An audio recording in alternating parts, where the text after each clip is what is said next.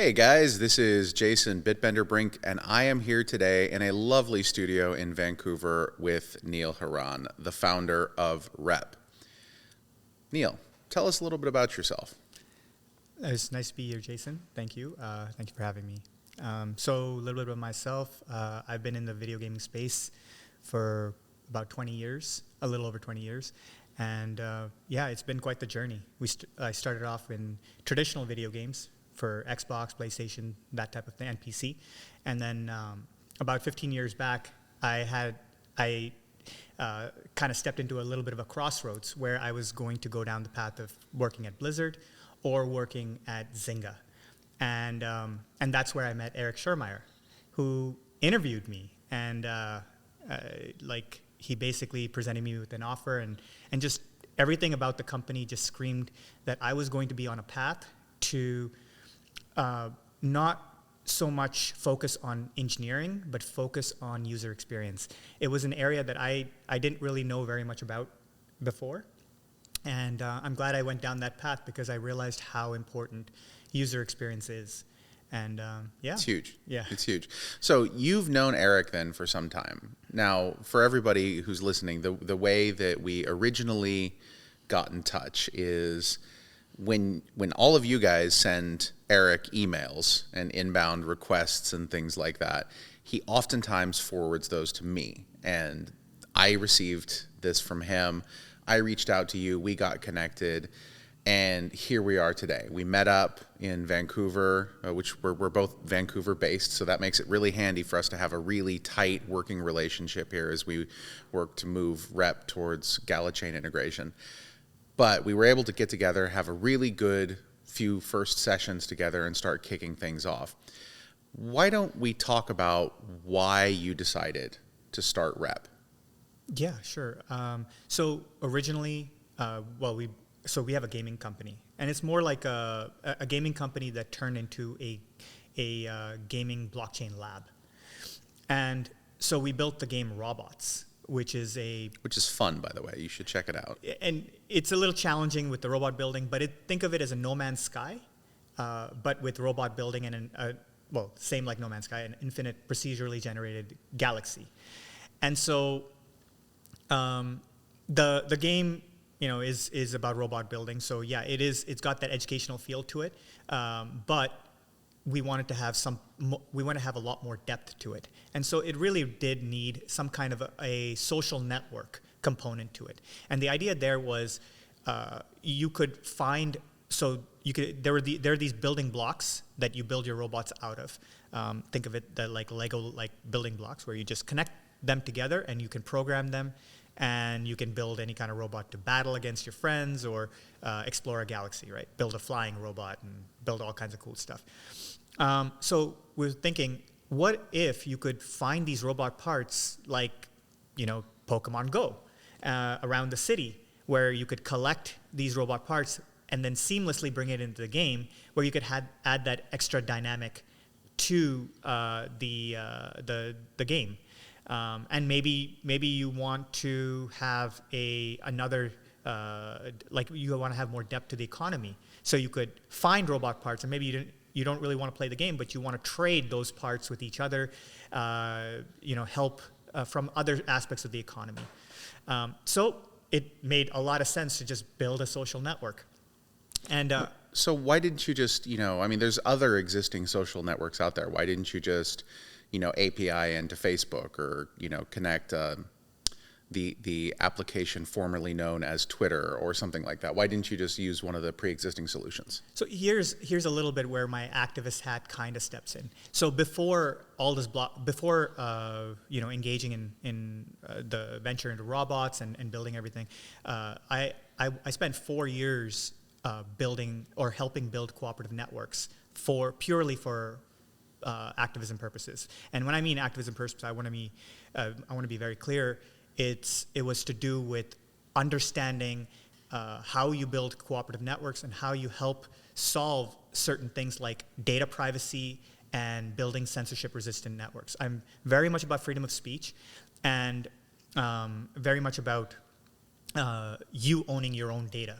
And that's what I believe I had come into blockchain in the first place, because that's what pulled me into it, was those ethics and that drive towards a new future where we won't be disrespected by people, by big, large corporations stealing our data and abusing it. So the thing is, I couldn't use networks like Facebook or Twitter, even though, yeah, you could technically tap into their API, but ethically, I just couldn't do it. A little bit about Facebook. I deleted Facebook in 2018, so I haven't had Facebook since, and it was okay. You're not missing anything. Yeah, you've missed some of my grandmother's angriest posts. I guess they're not tweets on Facebook, are they? But other than that, you've not missed anything. You'll have to send me a transcript. Oh, they're good. They're good. So the thing is, it was actually it was a difficult battle to even try to delete Facebook. But I remember there was that courtroom appearance by Zuckerberg where he, I think it was Senator Durbin. He asked the question, how would you feel if people knew which hotel you stayed at last night? Would you like it if people knew which hotel you stayed at last night? And he responded in such a, like, almost just completely hypocritical, but a blasé way of, no, I wouldn't. Of course not. But you're very comfortable with giving third party access to the most private of data. Yeah.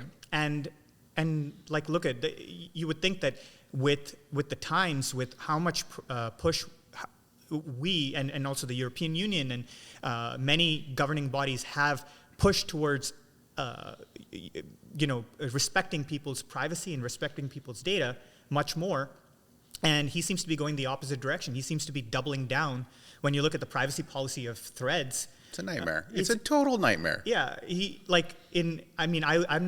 wouldn't even be surprised if your camera suddenly turned on. Like, I'm not saying like that he would do that, but at the same time, the privacy policy seems to be very egregious. So this is one of those interesting things. I mean, Facebook is a massive company, right? Or Meta, I guess. Sorry, Meta is a massive company, and this isn't like there's Mark Zuckerberg is sitting there in front of a control panel turning people's things on and off. But what you've created is an entire industry that is predicated entirely on vacuuming data out of people and commercializing that data. Okay, and it's done from a sort of completely laissez-faire perspective of, well, it's just going to make it easy for you to buy stuff because we know what you want to buy, so we can put it in front of you and make it so that you have to spend less time choosing which things to buy because we'll choose for you, right? But the problem is that doesn't really fit with that ethos of data privacy and that ethos of self-sovereignty and these sorts of things. And so this is one of the reasons that when you and I first started talking about this, it resonated, because this is one of the reasons that I got into blockchain, right? I don't like the idea that a centralized authority of any sort can just be like, yeah, we are going to just turn off your bank account because we don't like the stuff that you've been doing. We disagree with that. You've said something, you've posted something on Twitter we feel is objectionable, therefore you can no longer be a customer. I don't even want to be a customer of a bank. If I could never use another bank again, I'd be quite happy with that, provided I can still conduct my personal business and things like that. So from a social media perspective, this is absolutely critical, and this is where Rep, I think, shines. So let's talk a little bit about how Rep was started. What's the background behind Rep? That's why you started it, right? Because of this sort of activist hat that you talk about wearing sometimes. Tell me a little bit about what the early days of Rep look like, where you started, where things got to, where we are now, and how this intersects beautifully with the Gala Games and Gala ecosystem and GalaChain and what we're pushing forward there. Yeah, sure. So Rep basically started off as a gamified social network where we could have the best of, say, the networks like Twitter or X, whatever. And you get the short form posts, you get the ability to interact with the network, but at the same time, with just as easy as it is to send out a tweet or a rep in this case, it is also just as easy to place or to create a treasure hunt and to be able to interact with your community in a much more gamified way. And so we were trying to make the user experience a lot better for the user. And our journey started off being on the Near blockchain, and we were so I had been to the 2 prior NearCons, and just everything screamed. This was a group that was hungry to build something amazing, and it wasn't so much about greed. It was much more about building something that was awesome for the entire community, for the entire blockchain ecosystem, to make things user-friendly and to focus on the community. So that was what was the impression I had, and so I was loyal to Near for a very long time, and that really stayed with me for quite a while. Where so we'd been building Rep for a little. I mean, basically about so total we've been building Rep for about 9 months now, and so we were dealing with certain issues, certain problems with user experience. So right now Rep is on Near testnet, and so as long as it's on testnet, it's fine. The user experience doesn't break. Because everything is on testnet dollars, you don't have to have the user even think about a wallet, think about private keys, think about anything like that. We basically create everything for the user, and they experiment with it and play with it, and that's really it, right? Exactly. Like if I were to think about my mom using Rep, she can easily do that, and she knows how to use Twitter, but there's no way she'd be able to use something on the blockchain. So that is where we were at, and we wrestled with trying to get it on mainnet for quite a while, because getting it on mainnet technically is not that difficult, but the it's user a mainnet experience, yeah, which is different, which has keys, your mnemonics, all of the things that come along with the challenges confronted by anyone going into the space, and I think that this is the biggest barrier to massive blockchain adoption that we're running into right now, right? Is it's just impossible to bring people in. Exactly, and this is where it was a really good fit with Gala, because so like for all the points you mentioned, now the user has to get now the user has to know about a wallet. They have to secure their private key. They have to, for every single transaction, either we're paying for the user for each and every tweet, each and every each and every rep, each and every action on on chain is a transaction. And you can save certain things by batching, but at the same time, it's a very clunky experience. And so, it was a huge win with Gala, because, so we found a lot of win-wins with Gala, right? So, first of all, I didn't have to explain user experience to you. That was actually believe it or not, that was a frustrating experience with not just Near, but everyone else. We'd been speaking with other blockchains too, and it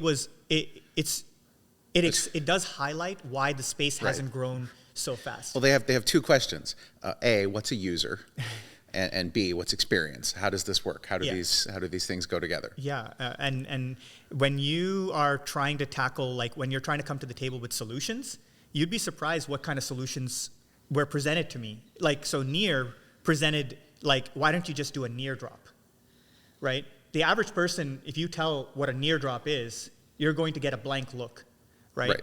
And so that's not solving any problem. That is basically telling the user that you either get with the crypto program, you either get with the blockchain program, or get out. Right. And like alienating users because they're not blockchain savvy is not a way to bring in, so Near's whole motto before was to onboard 1 billion users. Right. You're not going to onboard 1 billion users if you have that kind of attitude.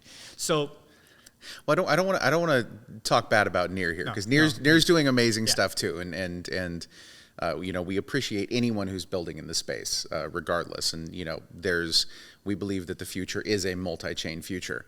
However, we also believe that user experience and onboarding is a critical weakness in the blockchain space in general, and that's one of the things that specifically we're working on tackling. One of the things that I like about what we're doing together, okay, is that with GalaChain, we have the ability to give people identities, to give them access to their keys, to do all of these sorts of things. And people can use things without necessarily knowing that they're even involved in anything that's blockchain related at all. Right now, for example, if you were to download and play some of our mobile games like Dragon Strike or something like that, you connect with single sign-on, you've got yourself an address, and you don't have to do anything with that. You can go through the entire game cycle, you can play the game from beginning to end, you can buy stuff, you can do things, and you have a GalaChain address, but you don't have to interface with it at all unless you choose to do so. And again, this is where this boils down to choice, right? Like, it's all about choice and what you want to do, and that's one of the things that's super critical for us. So when we look at where Rep is going in the future, and we talk about choice, and we talk about sort of the plan, let's first talk a little bit about some of the rough roadmap milestones that you see in the near future for Rep. And then we can dig into those a little bit, if you don't mind. So right now you're in the process, and I know this because I've been in the meetings where it's your engineers and my engineers meeting and talking about all of the different things needed for the chain, nodes, all of that. What do you see as being sort of a timeline to get a V1 out on GalaChain right now? Yeah, so the plan right now is to try to get a V1 prototype for Gala Friends and Rep in about 90 days. So yeah, I would say the plan is before the end of the year, we would have a prototype ready for both Gala Friends and Rep. And so going beyond that, so the prototype would be your basic social network, where you can do like most of the things that you would expect from a social network, but also would have the gamification piece. You'd be able to participate in treasure hunts, and I love the treasure hunts, by the way. Yeah, I love the treasure hunts. Yeah, and so like that would be a great way to really engage your community and discover and also tie in the entire Gala ecosystem. So there's that side of things which we're hoping to get in the 90 days. And then beyond that, we're looking to have a lot more customization with the profile. So this is what I'm looking forward to pretty much more than anything. One of the things that I hate about all existing social media platforms out there right now is that the social media platform, and this by the way, if James Olden is listening, why I also hate Apple products, because they believe that they know the optimum way for you to experience their product. Okay, and it is their product. They totally have a right to say that this is what we think you should do and to force you to do that.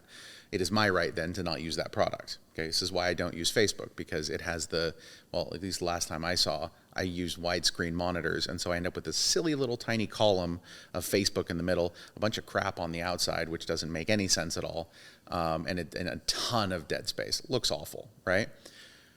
I really liked this concept of modularity that you were talking about, because anyone who's listening to this who had a MySpace, okay, I'm sorry, by the way, about the fact that you're in their mid to late 30s. It's unfortunate, but it's okay. We got this. We're bringing it back.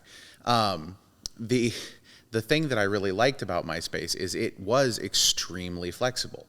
You could put your own music on your profile. You could do cool backgrounds. I had the dumbest lime splashing in ice picture on the back of my background forever. I had my 8 friends, right? I took Tom right off there. We don't need MySpace Tom anymore. I put other people up there. And funny thing, Eric Schiermeier was the CTO of the company that founded MySpace. I don't know if you knew that. Oh, no, I did not know that. You did not? No. You did not know that? No. Okay. There's all sorts of secrets about MySpace, Tom, I could tell you right now, but Wow. I'm not going to because I don't know if I'm allowed to. But my point here is that that degree of flexibility was something that I found super appealing. And then when you talked to me about the plan for Rep and how you wanted to go about that and how it interacts with the entire rest of the tokenomic structure and all of that, I was blown away by it. So let's talk a little bit about that. Yeah, so the modularity, I think, is going to be a pretty good component of what we call V2. So it would be like users being able to customize their profile and being able to add widgets of all kinds of different new functionality. So they could have a much more custom experience, and people visiting their profile will be able to see differentiation. It wouldn't be the same cookie cutter kind of profile that you're used to seeing with X or... Now, the thing that I like about this, though, is where do these widgets come from? Yeah, so the widgets would come from like a widget store. A widget store. How do they get in the widget store? Yeah, they would... they would go ahead and go to the marketplace. People in the marketplace, though, people in the community. And this, again, goes back to that point of the self-sovereignty and the ability to own your own data and stuff. Like, how cool would it be to have a widget in the store? Like, let's say, I like video games, obviously, right? So I could then go and I could program a widget, okay? I could then pay a certain amount into the store to get it to go through the certification process, so it gets transparently audited, so everyone's aware of what it is, and the code gets registered and stuff, so that everyone knows that that's my widget that I made. Then that goes in the widget store, and I can make it available to people for free if I'm advertising with it, essentially, right? Or I could allow people then to buy that widget so that they could, post their tournament wins, from spider tanks or whatever it happens to be. I really like that. It works even better if I'm in, real estate and I want to have a real estate widget that I use to display houses that are currently for sale or anything. I mean, like imagine having your own profile that's like an actual profile for your life that has the stuff that's actually important to you on it. Whether it's like your Etsy store or like anything. I mean, I love that.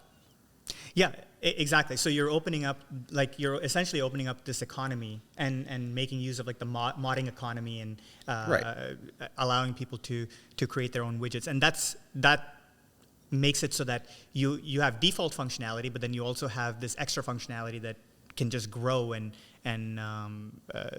set pace with however the ecosystem is growing. I love it.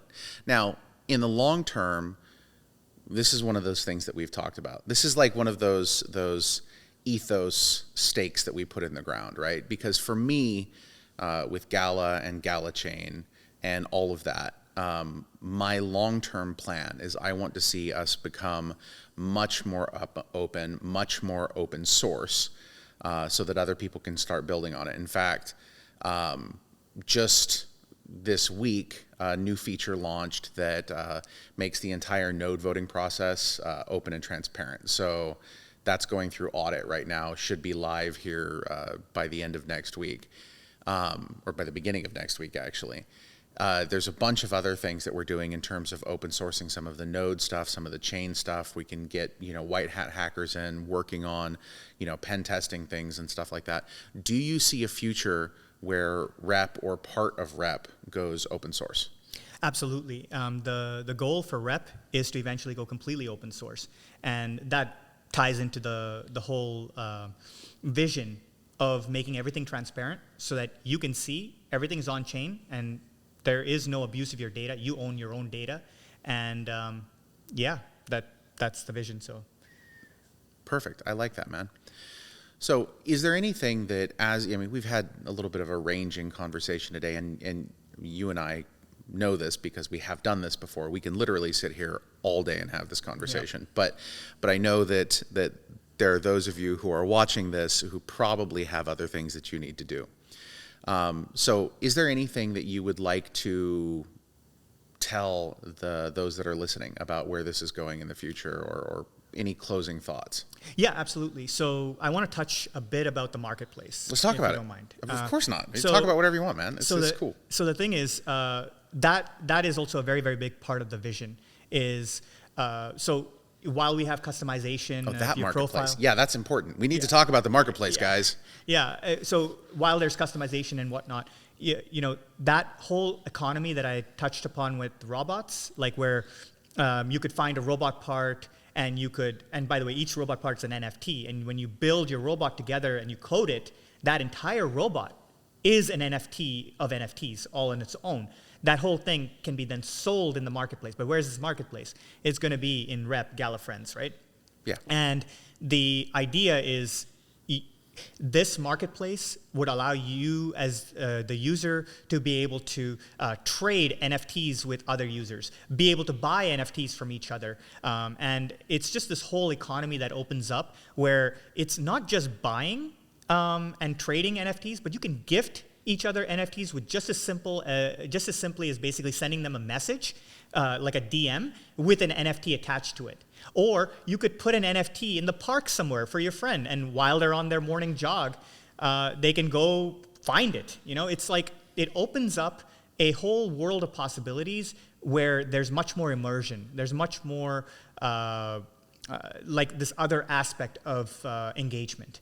And so that's kind of the vision of the marketplace. But we want to make it so easy. We want to make it really easy to be able to say you wanted the complexity of adding your mainnet wallet or something to your profile.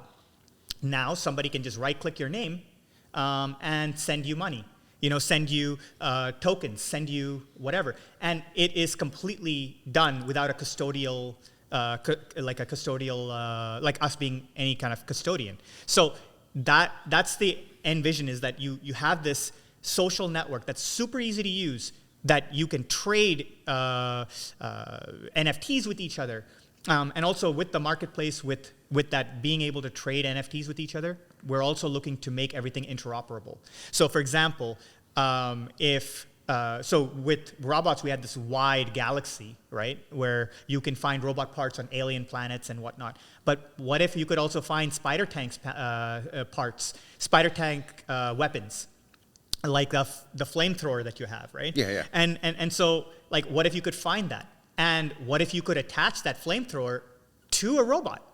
So that interoperability, this paves the way for that. And I think that the future is that there's no boundaries on this. Like, we can take this in so many different directions. But we have to keep the user experience smooth and simple. Yes, exactly. Totally agreed. That actually reminds me of something else that I wanted to make sure that we talk about. So as I've leaked out to the community, and it's going to actually be starting this coming Monday, there's going to be a little bit of a Gala Gold exclusive sale of the node licenses for Rep nodes, which, by the way, people are always asking questions like, okay, well, why do you need a node for this? You know, this is one of the first questions that I got from the Gala Gold community. Why do you need a node? You already have founders nodes, okay? I don't think people understand exactly how much data a social media presence produces, and you want to own your own data, okay? This is what this does. Now, our Founders Node ecosystem right now represents, depending on the day, between 30 and 50% of IPFS globally, right? Which is freaking impressive. Like, I am very, very proud of that fact. But even that pales in comparison to the amount of data that, you know, a social media behemoth produces. And so this is where those Rep nodes come into this, and this is where they have certain functionality in terms of, you know, how they work and whatnot. But one of the things that's super cool is as we move into the sale of these, which we're assisting and facilitating this to a certain extent, we're also going to be doing global treasure hunts. Okay, we've got maps figured out in cities all around the world, all of your favorite cities that you guys are in, where you're going to be able to go and find treasure boxes, okay, in a very augmented reality Pokemon Go sense. Open those treasure boxes, get clues, put them together, there's probably going to be other stuff in those boxes too. We've got some cool dynamic stuff that's being worked on right now. Collect all the boxes, put the hints together, and maybe get yourself a rep node for free as well. So there's a lot that's going on there. And so do you want to talk a little bit more about how treasure hunts work and stuff? Because that's something that's super cool and very different about the platform. Absolutely, yeah. So we'll talk about the treasure hunts for like key partners, the people who are like orchestrating the treasure hunts with sponsors and prizes and whatnot. Yeah, it's pretty simple. Like we have like a command center, if you will, where we can just look on a global map and we can place treasure hunts anywhere. Treasure chests anywhere, and yeah, we can place all kinds of different information inside treasure chests. Like we can place messages, pictures, videos, and NFTs. We can put tokens in there. And yeah, so that basically provides a base framework of functionality that we can then use to create all sorts of amazing experiences out there. And yeah, we have planned. I don't know how much we can talk about it, but we can't talk about partnerships yet. Okay, we got to get the partnerships fully inked first. Yeah. But one of the things that I really like about this, and for those of you who are part of the Gala community, you're going to like this too. Okay, when you go into that treasure hunt application, you sign in with single sign-on, okay? You've got a GalaChain address at that point in time. And you can claim that GalaChain address at any point in time that you would like, but you've got that now. And that, I think, is super important, because what it does is it has the potential to bring many users into the GalaChain ecosystem, get them on rep, get them interacting. And right now, honestly, man, there's never been a better time to start a social media network, because again, Facebook is Facebook. The application formerly known as Twitter is the application formerly known as Twitter, and everything else out there is weird and or janky and or politically slanted in one really extreme direction or another. There really isn't a place that's just, hey, own your stuff. I mean, there's a few other social media networks out there that I've seen, but they don't really do it very well. And I think that this user experience is critical. Yeah, and also we're kind of entering a more unique space where we're focusing on gamification. We're focusing on that higher level of engagement that you're not finding in any of these social networks. However, it does touch upon the need for a very easy to use social network that has all these other components, but also it lets you create long-form articles, share knowledge with each other, have like functionality that you expect from like Quora to be able to ask questions and answer questions, have a thriving community where you have this built-in marketplace, you have everything all interconnected, right? So it's like your one-stop shop social network that's completely on-chain. You own your data, and you never have to worry about somebody stealing your data or privacy issues or anything like that. And yeah, so I think it's a perfect storm, Yeah. And with AI, it's almost like this kind of social network is completely needed. So it absolutely is. Well, Neil, thank you very much for stopping in here today to say hi and to talk about this. I think that this is fantastic. I can't wait for this to get rolling out there. I've tested out the test version right now. I love it. I think it's super cool. There's so much more to come from this in the future, and I can't wait for everybody in the Gala community and the growing rep community now to be able to experience the full power of this fully operational partnership between Gala Games, GalaChain, and Rep. I can't wait. It's going to be a massive win. It is. For everyone. Indeed. Well, man, thank you very much, everybody. Peace out, guys. And let's go make cool stuff, Neil. Thank you. Deal.